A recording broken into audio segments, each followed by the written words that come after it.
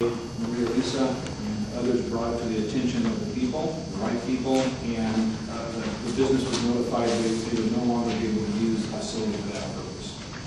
So those are the kind of things that can be done on very specific issues that tend to generate, perpetuate stereotypes about people. And I know that you folks will have a lot to look at. But along the way, it's also good to recognize all those good folks out there that work in the trenches every day, protecting the rights of people, ensuring that justice does. I'm excited for you, and I wish you the very best. I'm very pleased that we have a guest in the room, too, to observe. I see a reporter from New York going in just out here. So it's nice that the media will, I hope they continue to cover these events, because this is an important function for the city. And I'm very pleased that the police chief, Rosie Sizer, is here too.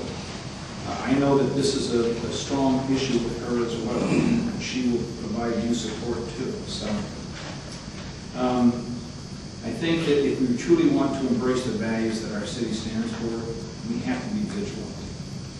And you folks are the people who will be vigilant and watch over our community and ensure that people with the smallest voice are heard. The people who have not had access gain access. And that our community not just embodies but lives those values that are important to us about social justice, ensuring that all people are treated with dignity and respect. So thank you. I want to thank you in advance for all the work you're going to do, for the time that you give up with your family and at your job so that you can spend time working on these issues. This is important. I want you to know that. And that as you go down the road and you get to know each other and you get to know some of the issues, I look forward to hearing about that. And after I leave office in 8 weeks, I hope that I can read about it in the paper frequently.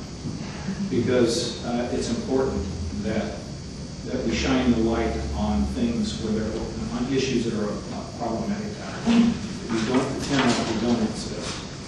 That we know that there are issues that don't get discussed because sometimes Portland is just too polite to discuss them. So we need to have that kind of frankness and openness in this room.